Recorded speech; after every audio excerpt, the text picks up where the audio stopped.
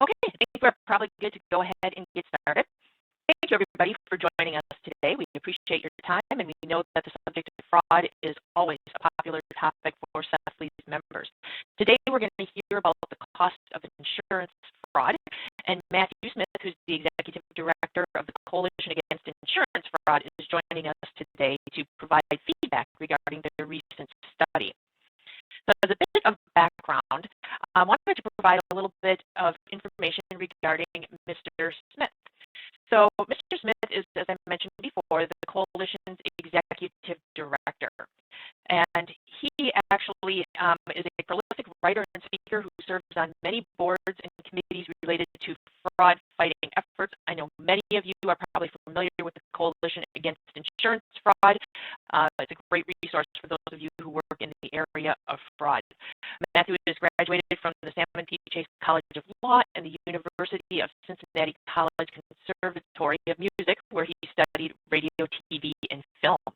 So with that, I will invite Matthew to go ahead and turn on his camera, and we will go ahead and get started with a few administrative slides from CEFLI, and then I will turn things over to Mr. Smith. So welcome, Mr. Smith.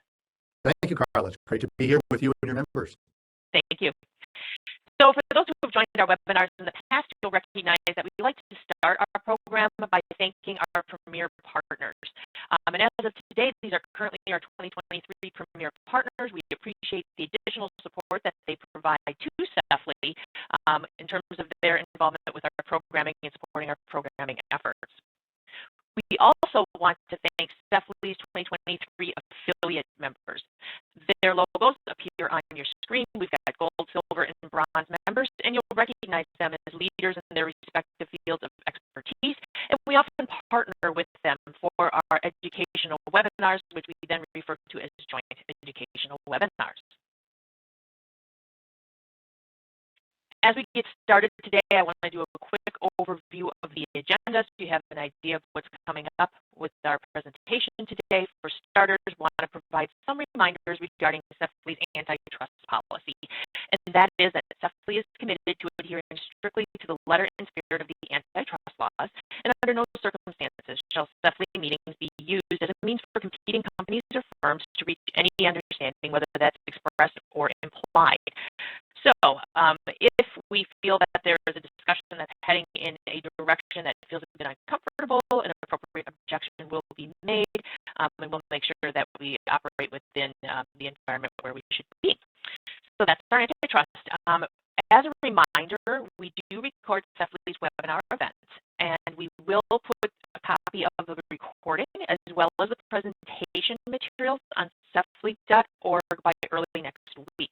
So you'll be able to find that under CEFLI's events, then you scroll down to webinars, and you'll see information regarding this event as well as our prior CEFLI educational webinars. Momentarily, you will hear a presentation about the coalition study regarding the cost of insurance fraud. They're going to provide key insights regarding what was learned as a result of that study. One thing that I want to note for everybody is that we welcome your questions throughout the educational webinar here today.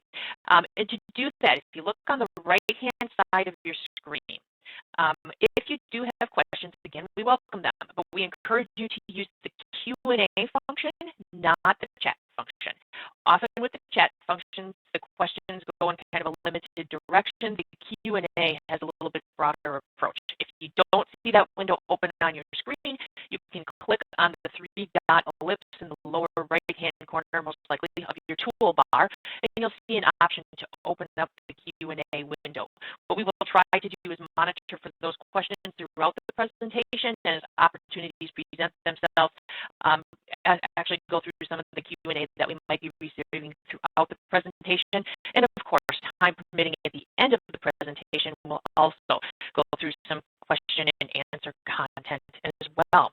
So with that, we will take a moment to switch over our technology, and then we will have Mr. Smith presenting content from the coalition study. And as a reminder again, feel free to go ahead and ask questions as we go along in the Q&A function.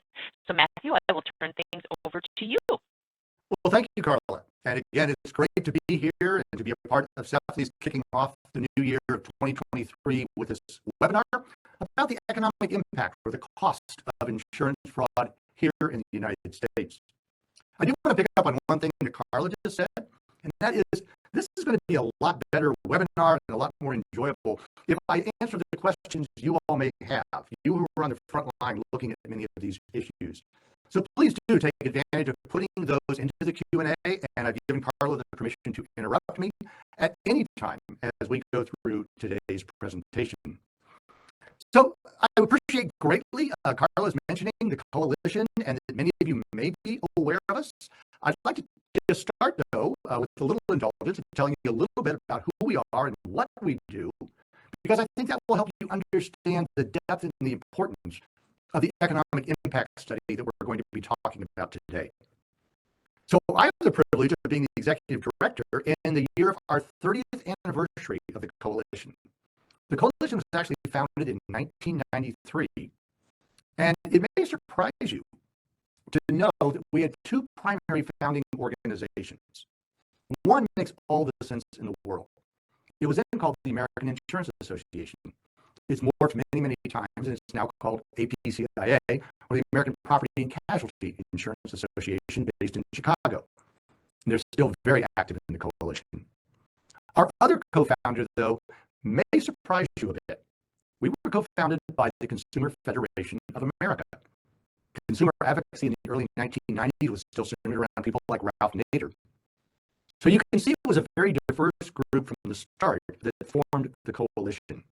And even to this day, oftentimes consumer advocacy organizations and insurance interests do not play kindly with each other in the sandbox.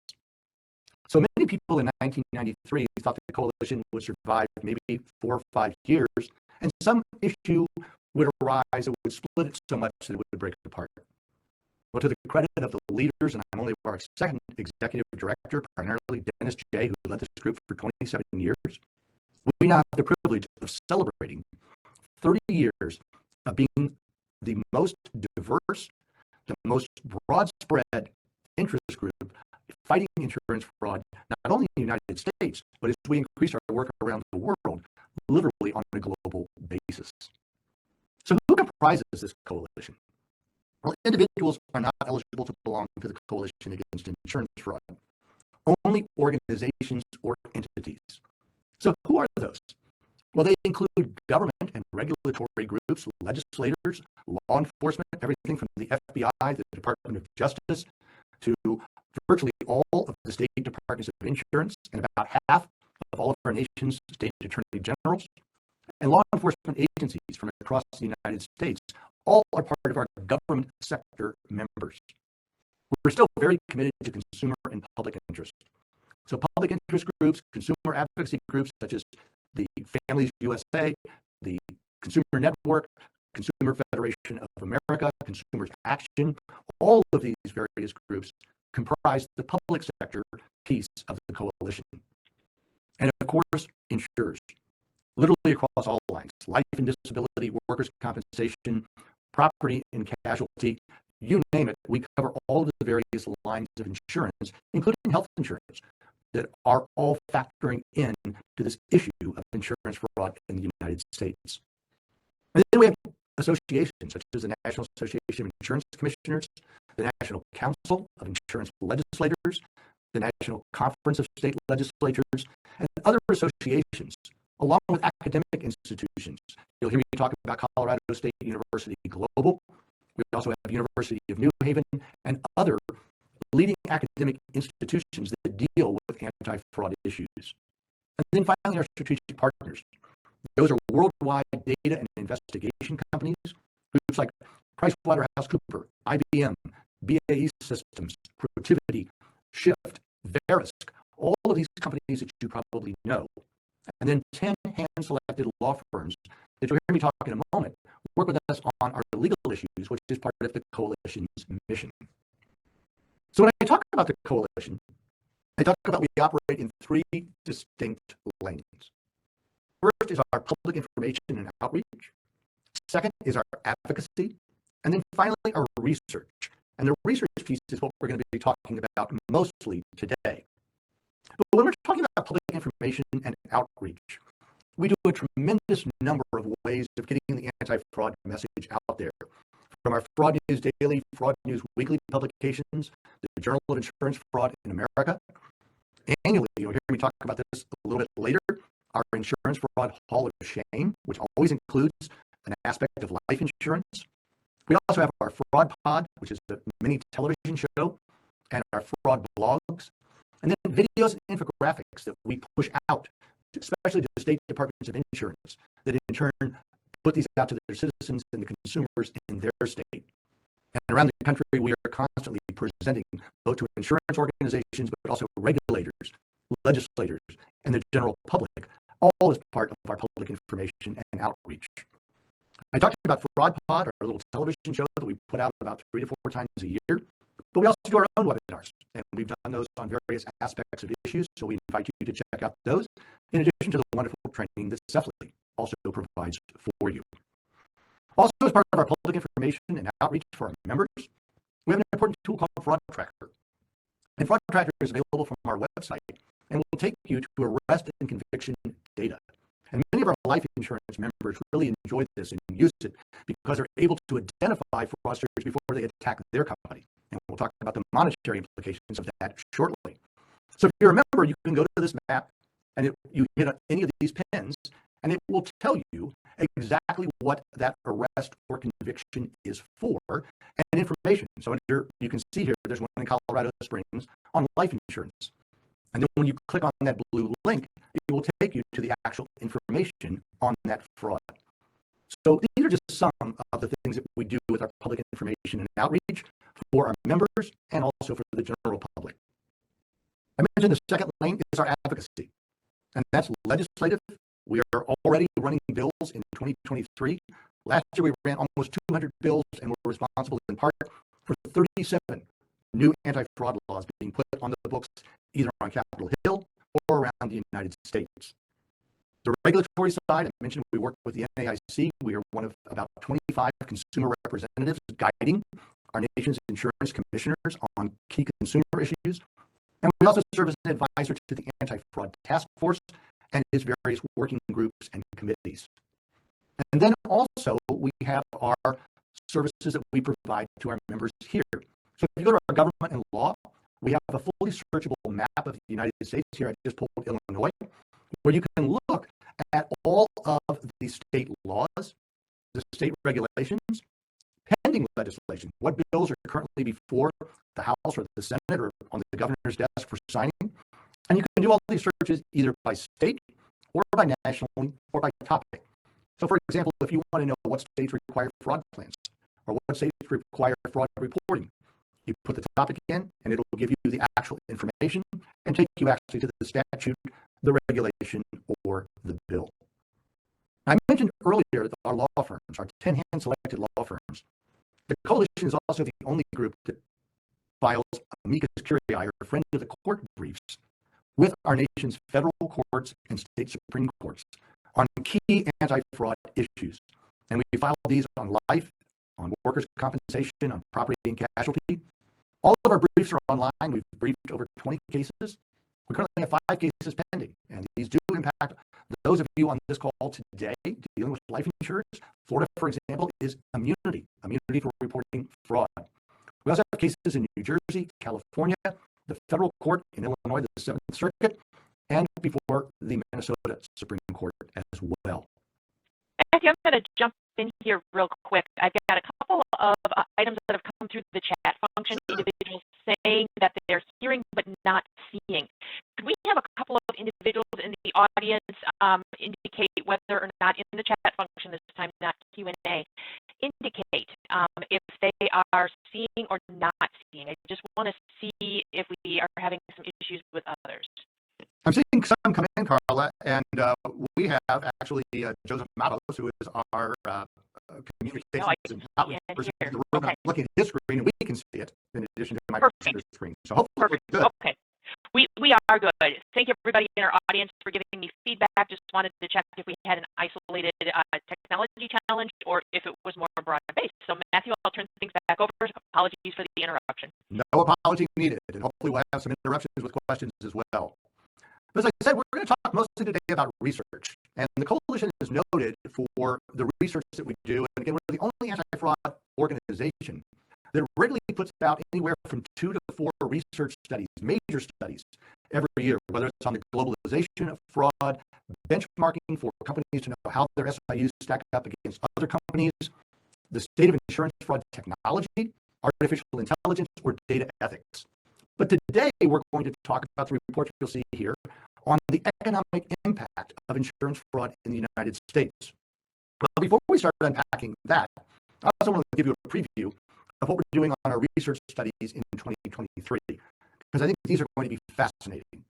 The first one, which we'll release in June, is the psychology of fraud, or how people that commit fraud against life insurers or property and casualty insurers, what is their motivation? How do they view the fraud? And we're going to actually do this on 2 tiers, a consumer study, and then 10 actual case studies with convicted fraudsters. How they did the fraud, what motivated them to do it beyond the financial motive, and how easy or not easy it was for them to defraud the insurance carriers. And then later in the year, we'll do our study in cooperation with PwC on the keys to unlocking SIU success. How do you actually measure whether you're being effective? So thank you for hearing a little bit more about the coalition. Hopefully it all ties in so that you understand a little bit more about what we consider to probably be our biggest breaking news in at least 27 of those 30 years of the coalition's history. And that is updating the cost of insurance fraud in America. Now, you probably saw the smaller version of this study, which was run in 2021 and 2022, and was released initially in June of 2022 at our mid-year meeting in Orlando, Florida. And this is really a very crucial study that, for reasons I'll explain to you, was long overdue. The reason I say that is in 1995, when the coalition was only 2 years old, they held a press conference here in Washington, D.C. And at that press conference, an announcement was made of what the best estimate at the time was of the cost or economic impact of insurance fraud in the United States. The figure that was released that day was 80 billion, 80 with a B, $80 billion. Now, this is what our world looked like in 1995. It was the summer of the OJ trial. Believe it or not, that's Jeff Bezos in the middle when he still had hair. The world was much different. Even that little thing called the internet or the World Wide Web was less than 5 years old. Most of us that were on the web at that time were going down to the basement and using a dial-up modem to something called AOL. That's the world that existed when the coalition pushed out the $80 billion estimate of the cost of insurance fraud. Well, what they did not know and could never have known that day is that that $80 billion number, and hopefully, and I'm guessing many or most of you on this webinar today have heard that figure, what they could never have known is that that number would become the single most cited anti-fraud statistic in the United States, bar none. The $80 billion cost of insurance fraud has been used in the preamble to bills passed in the United States Congress and signed by prior presidents. It's been used in multiple bills across the United States signed into law by governors. And it's been used in court decisions, both at the federal courts and at the state court levels, at literally every level, with the one exception of the U.S. Supreme Court. Virtually every other level of court in the United States has cited to that $80 billion number. Now, any organization should be very proud of that type of respect, that type of use has been given to their number. But here's the reality behind that number when we started this project in 2021. That number was never intended, even in 1995, to cover all lines of insurance. The coalition, as I said, was only 2 years old, and it had not really garnered the membership that we have today of 280 plus member organizations across all aspects of insurance.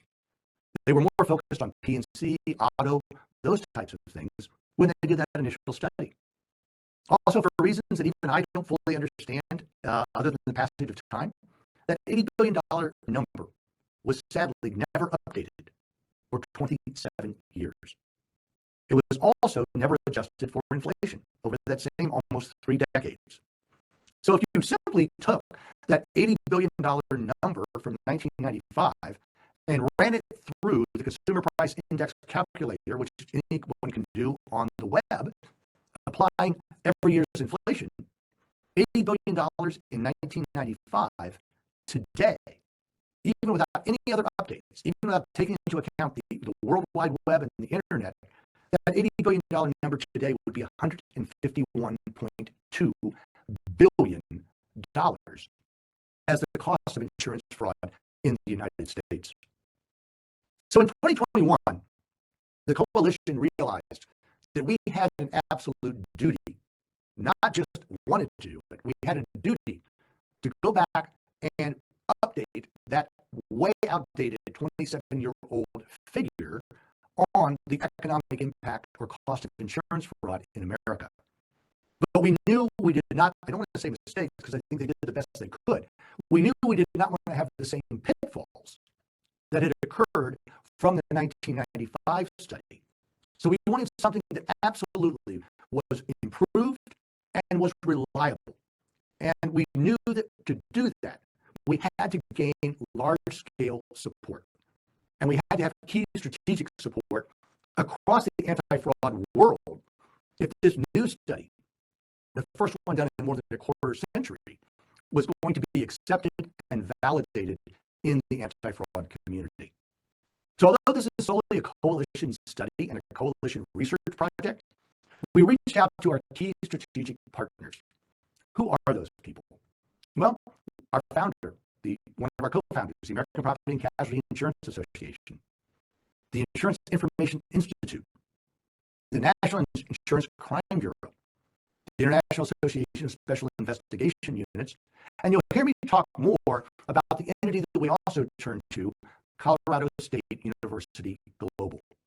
But these groups formed a steering committee that worked over 2 years to study the economic impact of insurance fraud in the United States, review the data once it was analyzed by CSU Global, and then work with us to prepare the final report that I am presenting to you today.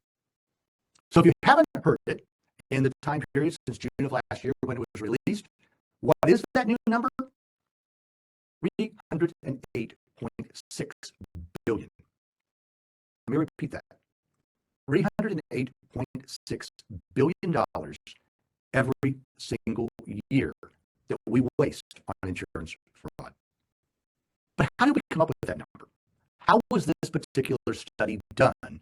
And why does it have validity for you watching today, but also for American consumers, America's insurance regulators, and America's elected leaders, both in state capitals and here in Washington, D.C.? Well, I mentioned we turned to Colorado State University Global, a group we had the privilege of working with before. Some of you may know of or know Dr. Michael Skiba, also known as Dr. Fraud. He actually has a PhD in fraud fighting. Mike Skiba heads the White-Collar Crime Research Task Force at Colorado State University Global. And when we reached out to CSU and Dr. Skiba, they not only agreed to partner with us, but to devote an entire team of PhDs and PhD candidate level students to work with us.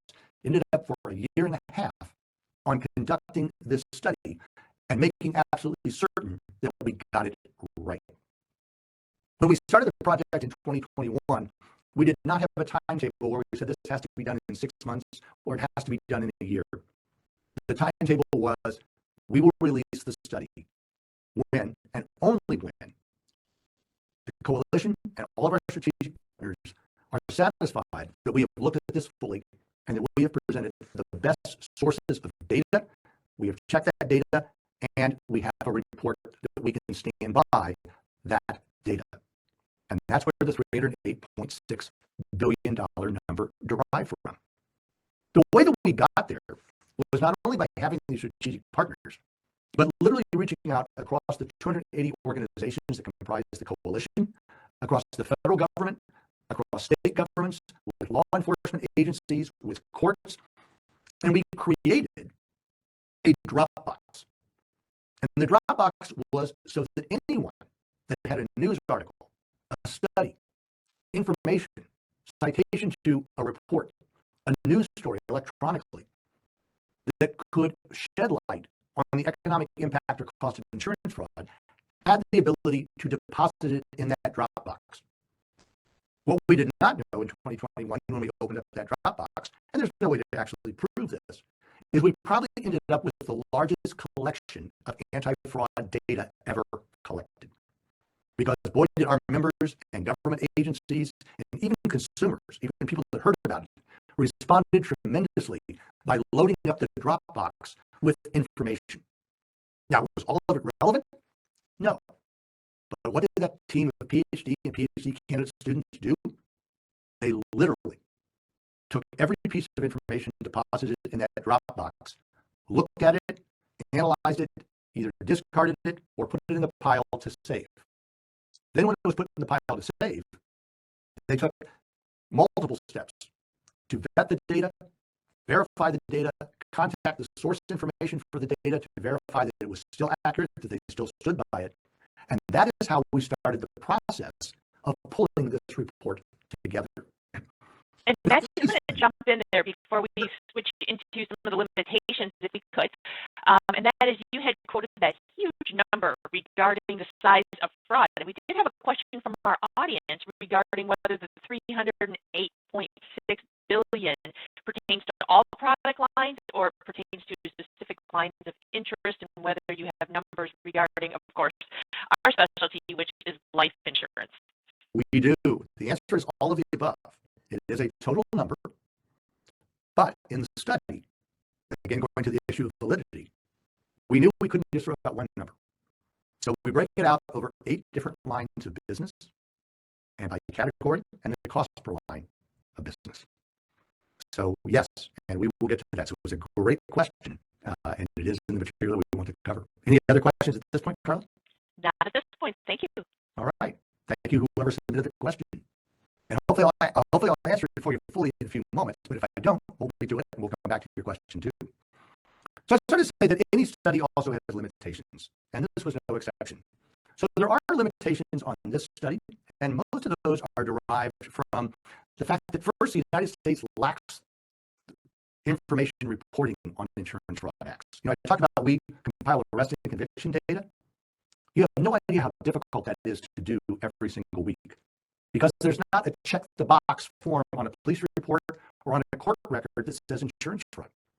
So you literally have to look at theft. You have to look at medical malpractice. You have to look at civil litigation. You have to pull all of this stuff together.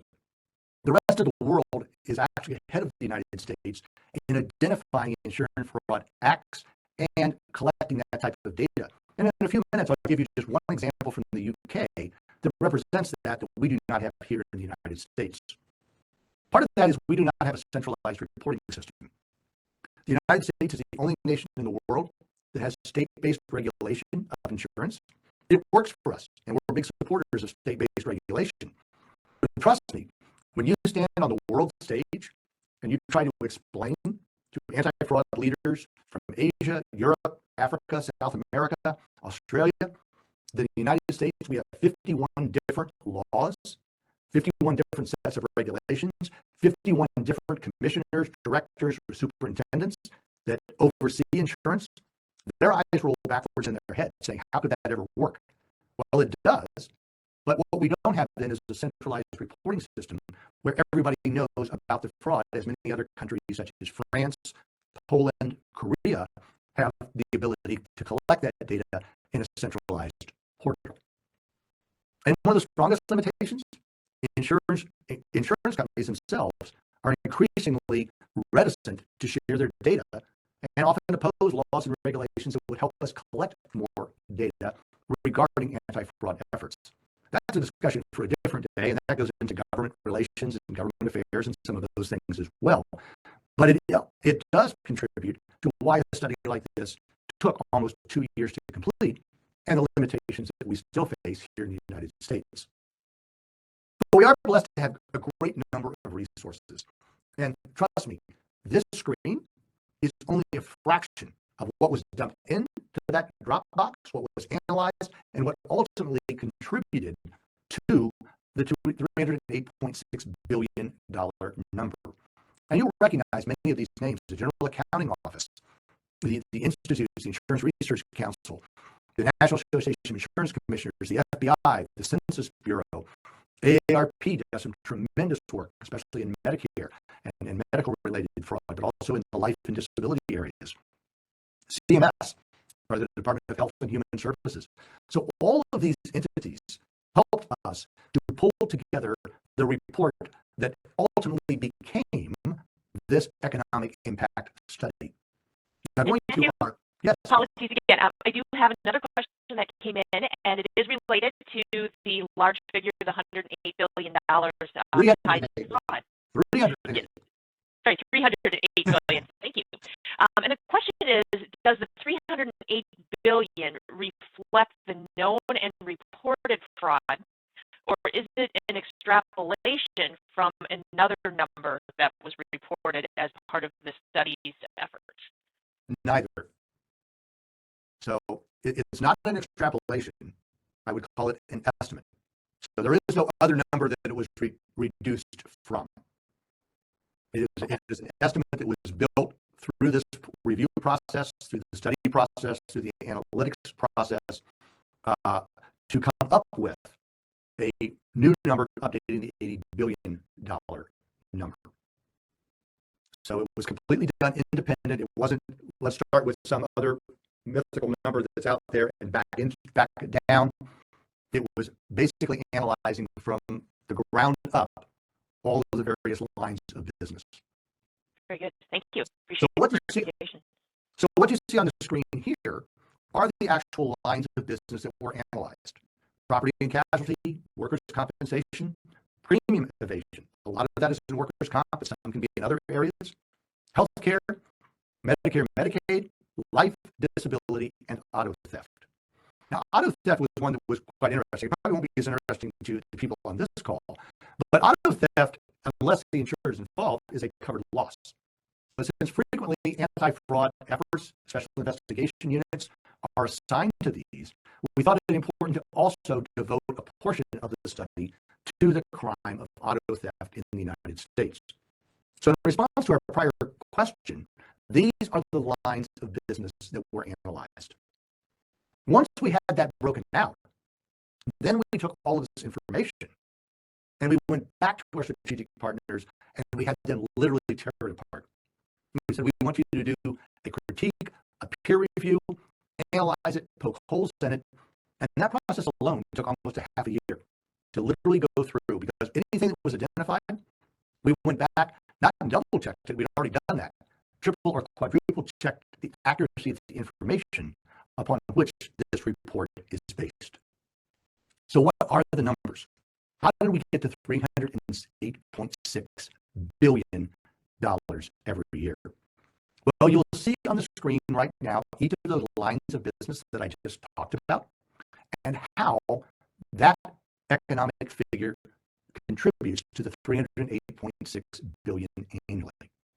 Now, at the end, I'll tell you about how you can download the report. But in the report, we actually take and break out in each section each of these various lines of business and the figures that you see on the screen. Also, we detail in the research study exactly the data that was used to reach that number. So it's what I call 8th grade math. You have to show your work. So in this research study, we actually not only push out a number, such as you'll see the very large number for life insurance, but we say, here's how we figured that number, here's the data we relied upon, and here's why that data was sourced as reliable. So we literally do show our work in the report for those of you who would like to do a more in-depth study of what we're talking about today. And Matthew, another question kind of related to how the numbers were calculated. Does premium evasion include all lines, or was that relevant just for certain lines from the study's perspective? To the best of our ability, Carla, it addresses premium evasion in all lines. Very good. The largest amount is in the field of workers' compensation. Thank you very much. But yes, we did try to identify premium evasion across all lines as we were able. So especially for today's webinar, but even when we looked at this report, we kind of all recoiled and said, how in the world can life insurance be the highest figure of all?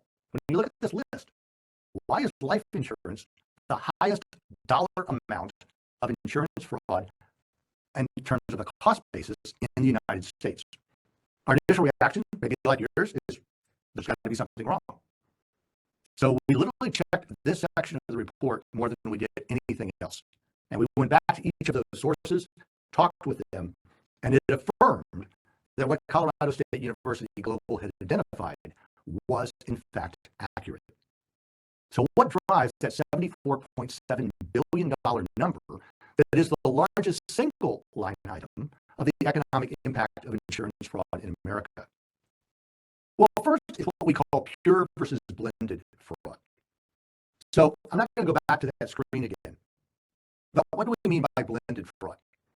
Well, when you have an automobile injury under an auto policy, or you have a slip and fall under a commercial business property, or you have a workers' compensation claim, those may be fraudulent claims, but those also involve aspects of medical treatment, whether it's fraudulent chiropractic treatment, whether it's excessive use of MRI scans and imaging, whether it's providing services not rendered, whether it's upcoding, bundling versus unbundling of medical expenses. All of those fall under those categories.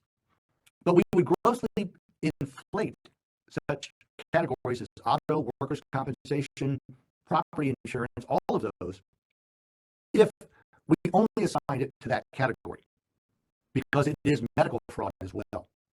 So in those lines of business, we took the fraud and we tried to assign reasonably, as scientifically and as much as we could document, what needed to be put into the category of auto, property and casualty, disability insurance, workers' comp, versus what needed to go into medical fraud, or in some cases, Medicare fraud, because older persons also are engaged in these practices where Medicare is paying for a portion of these. So that's blended fraud. I don't need to tell you, in life insurance payments, the person's not going to the chiropractor 7 times a week. They're not having MRI scans because you're dealing with a death claim. So these are what we call pure fraud. So that's one of the big drivers as to why life insurance is so high. And Matthew, can I ask you another follow-up question? You mentioned workers' compensation, which is a great segue to one of the questions that we just received here, and that is, did workers' compensation fraud peak during the pandemic years? And I think perhaps the insight on that is, with the pandemic, a lot of people working at home. Some went back to the office, some didn't, back to wherever they were working. Do you have any insight regarding the impact of the pandemic on certain lines of business regarding fraud? Oh, Carla, we could do a 2-hour webinar just on that, and I've done them on the whole impact of COVID-19 on fraud in America and literally around the world. It was huge, the largest spike we've ever seen across all lines. And not only, I won't say workers' comp peaked, but it didn't go down, which is interesting. Yeah. People weren't working at the office or the factories, but workers' compensation claims that were referred for fraud pretty much stayed constant throughout the pandemic. Why? Well, we redefined what the workplace is. If I get up in my office and I go to the break room and I trip over a rug to get a cup of coffee, that's historically been a workers' compensation claim. Still would be. But if I'm entitled to a 10-minute break at 10 o'clock in the morning and I'm working from my dining room table and I get up but I trip over my own dining room rug, now is that a workers' compensation claim? If there's no office for me to go to and I'm on the clock and I'm entitled to a break, we redefined what a workers' compensation claim is. So we've done a number of those webinars as well, and it's great. Very good. Thank world of life insurance, you can also, for $2,500, $5,000, or even $10,000, pay out a large number of my neck hurts, I sprained my ankle, I fell, smaller claims that are comprised of commercial policies, even workers' compensation, and auto claims. Life insurance policies, by contrast, have much larger, multiple times, sometimes hundreds of times more than you would pay on one claim than would be paid out on a myriad of smaller personal injury claims. But perhaps more than anything else, remember I talked about the change from 1995 with the world until 2022 when we released this report, and that's the global impact of insurance fraud, especially in the world of life insurance. This came up on a call that I was on this morning, planning for the 2023 Global Insurance Fraud Summit, which will be in October in Edinburgh, Scotland. And one of the things that's already being talked about is the continuing rise of stolen and synthetic identities.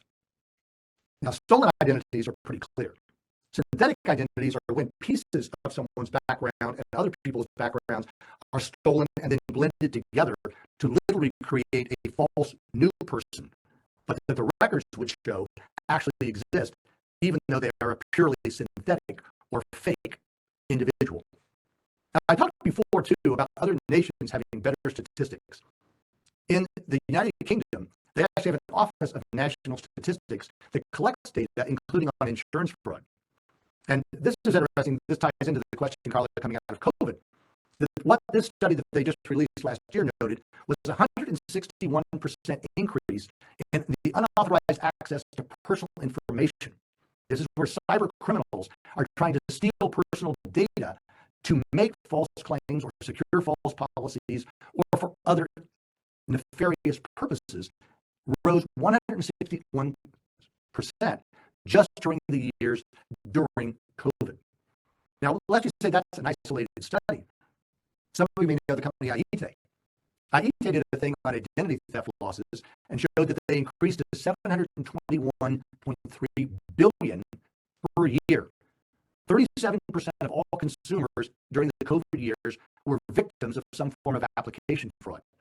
Some of you on this call, no doubt, found out that unemployment benefits had been filed in your name in a state where you never even lived or had not lived for a number of years. It happened to me twice during COVID in a state I had not lived in for more than a decade. Surprisingly, the highest number of victims aren't the older people. It's 35 to 44-year-olds. Why? Because when you sell their information on the dark web to buy a life insurance policy or a disability policy, they've got a lot longer life cycle to sell that on the web than somebody that's in their 60s or 70s. And here in the United States, the Federal Trade Commission received 4.8 million identity theft and fraud reports in 2020. That was a 45% increase from 2019 and 113% increase of identity theft complaints themselves. Sadly, we still don't have the statistics for 2021. We're hoping to get those fairly soon. Now, I may tick off some of your attendees, Carla. We'll be honest about that. But I think one of the other things we found in looking at the study is that insurer actions in the life insurance sector also drive up fraud. And what do I mean by that? Well, I just pulled this page, the blue block. I took out the name of the company. But imagine that you're a fraudster. And I'm not talking about somebody sitting in Topeka, Kansas. I'm talking about somebody sitting in Africa, in East Asia. And I want to commit fraud. And I figure out a way to do it with fake death certificates, things that we could talk about at length. We're talking economic impact today, not how the fraud occurs, but fake death certificates, fake police reports. So I go to this particular website. For $1, I can buy $100,000 on an adult, on children, on adults and children. No medical exam, no waiting period, and low monthly rates. This is an invitation to a fraudster. They actually live and breathe seeing this type of information posted on the web. Now, one of the members of the coalition that many of you probably know is RGA Insurance. RGA Insurance has a great study, and it has a lot of interesting findings that we used in this report. So when they looked at life insurers and how they're committed to fighting fraud, I want to share with you some of the statistics that they found. These are their actual study questions. And there's good and bad here. So let's look at the good and the bad. Does your company have designated individuals to investigate fraud? Well, if you look at the responses here, they just put a few in. You know, only a portion of what they do is not their full-time job. A multi-tiered approach, that could be good or bad. And we have less than a handful of people in our SIU unit. When you look at the statistics, you know, positively, 85% say they investigate fraud. 15% say, no, we don't even investigate fraud. 15%. That's a shocking number. But the average size, say 7. 7 people do all the fraud investigation for their life insurance carriers. Now, when they were asked the question, is the life insurance industry keeping pace with the tools to combat fraud, and how can we improve? You'll see here, almost uniformly, everyone said no. We're not keeping pace with the fraud. We need better tools. We need more tools. We need more cooperation. Exactly what the coalition tries to do with our work with our life insurance task force. It's headed by the former director of SIU for John Hancock, Carmen Russo, that some of you know. And when we talk with our nation's regulators and legislators, is to correct these types of problems. And then look at this question. Does fraud risk limit your product offerings? Well, to the positive, nobody said we're not concerned. 0 there. But look at the numbers there. 12%, we're somewhat concerned about the risk, but we're really not doing anything about it. Again, that's a horrible number. What's even worse, though, look at the 87.5%. Yes, we're concerned about fraud. But what we do is we limit the face amount available on the policy. So we'll still write the policy. We'll still collect the premium. But we're concerned about it. But we're still going to go ahead and issue a policy. Well, let me tell you, my friends, what the fraud risk is when you do that. Let me introduce you to Prince Elias McLeod Rams. I think we can all agree, just a beautiful little boy who was murdered by his stepfather to collect under a life insurance policy that had been bought online, not from the same company, but using the same basic portal that I showed you. I had the opportunity, by the way, to look into the civil case that came out of this. And the depositions were awful because the agent under oath said, all I do is take the application, hear from the stepfather, and the insurance company's job is their job to investigate it. The insurance company said, under oath in a deposition, we rely upon our agent. They're supposed to do the investigation. So you had the 2 pointing fingers at each other, and you had an innocent little boy murdered. That led to the Washington Post running an editorial based upon information that the coalition was also involved in. But even today, only 4 states have juvenile life insurance laws, and oftentimes insurance companies themselves oppose these types of laws and regulations, saying we don't need more oversight. But insurance fraud can be deadly. There is a group called Murderpedia. It's actually fairly reliable, that keeps track of fraud, or keeps track of murder statistics in the United States. Their most recent report says they estimate about 600 murders every year in the United States are potentially related to life insurance fraud as a motive. 600 Americans that die every single year. Every year, I talked about, we put out our Insurance Fraud Hall of Shame. It's one of the highest profile things that we do. Virtually every year, including 2022, we have a life insurance story on someone that murders a spouse, a child, or someone to collect under the policy and gets caught. Here was a dentist who killed his wife on an African safari to collect under an insurance policy and is now thankfully behind bars. But you can see that there's a number of factors that contribute to this $74.7 billion number. So before we wrap up today, what does this number really mean? How does it impact you? How does it impact your spouse, your children, your friends, your neighbors? Well, if you take that number, it equates to just over $930 every year that every living, breathing American, from a newborn infant to an octogenarian, pays as the crime for insurance fraud cost. That equates for an average family of 4 to almost $4,000 per year out of their post-tax money that they are wasting on an insurance fraud tax. And with the average life expectancy in America over our lifetimes, we will pay almost $74,000 as an insurance fraud surcharge throughout our lives. That $308.6 billion number, if we stack that in $1 bills, it would weigh more than 11 tons. Or if we turned it into miles, we can make 12 million circumnavigation flights around the globe to equal 308.6 billion miles. That would also take us to the moon and back 628,000 times. And this is the one I probably like the best. If we convert 308.6 billion into seconds, and we roll the clock back, not hours, not minutes, seconds. 308.6 billion seconds ago would take us back to 7,700 BC, or 5,000 years before the pyramids and the Sphinx were even envisioned or built in Egypt. Now, when you think about that $308.6 billion number, and I hope that you do, I want you to think about it not every single day, hopefully you'll remember it, but I want you to think about it next year when we see the ball drop again in Times Square like we did a couple of weeks ago. Why? We all hear about the national debt, the trillion-dollar numbers. Well, the national debt rolls over every year. The $308.6 billion number that I've talked with you about today, please keep in mind, my friends, that counter goes back to zero every January 1st. And we start over and over again, the Groundhog's Year of insurance fraud. So how can you get the report? Well, if you go to insurancefraud.org, and you go to About Fraud, you'll see a research tab that drops down. When you go to that research tab, it'll take you here, and that's where you can download the full report. Here's the report. You've seen the cover several times. You hit the download button, and the report is there to be read in its entirety. So what can you do to help? Well, if your organization is not a member of the Coalition Against Insurance Fraud, please consider joining us. We'd like to have CEFLI as a member as well as an association. We can all better partner together when we're all in this and we're all working together to fight against fraud. Why? Because together best we can inform, educate, and change that anti-fraud future. It won't take 27 years for the coalition to update this report again.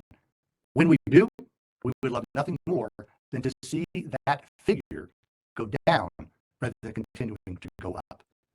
So with that, Carla, thank you. Thanks, CEFLI. I'm going to turn it back over to you for any other questions that we hopefully may have. Very good. Okay, I am going to go ahead and work to reshare my screen from this end. And we also had a question come in kind of following what you referenced before regarding how often the fraud report will be updated. You said it won't take another 27 years to do the updates. But do you anticipate a specific cadence for doing updates to that particular study? Is there a goal or vision out there for future updates? We have not officially decided that, but I think our plan is to probably do at least every 5 years an update report. Trust me, as heavy a lift as this one was, getting all of those partners together, I think it'll be more of a periodic update, but probably at least every decade, a full in-depth study should be done. Things might impact that, like another COVID or changes in technology. Any of those types of things may change that schedule and move it up, but we do intend to keep on top of it going forward. Excellent. Thank you. I appreciate that. So I'm going to remind our audience here, we do have a few minutes left. If you do have a question that you want to ask, please use the Q&A function. The three dialogues at the bottom of your screen, you should be able to click on that and pull up the Q&A dialog box. Feel free to submit any questions you have there. But while we wait to see if our audience has any remaining questions, I just want to throw out one question to you, Matthew, and that is, and I think you kind of did touch on this a little bit earlier in the presentation, the insurance industry, kind of the screen you showed where to answer these quick, simple questions, the insurance industry really has been working to make things convenient for consumers. Obviously, that can have repercussions in a number of different ways. But with the advancement of simplified issues, the advancement of accelerated underwriting, where companies might look for more of your automated solutions to determine appropriateness of coverage, etc. What are you thinking is going to be happening down the road as it relates to fraud?